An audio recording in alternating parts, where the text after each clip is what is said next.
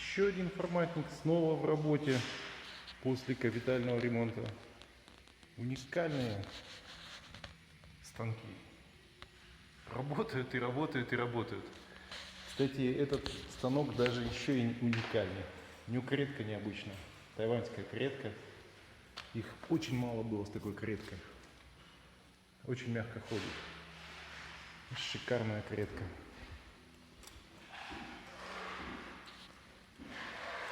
Вот это супер станки.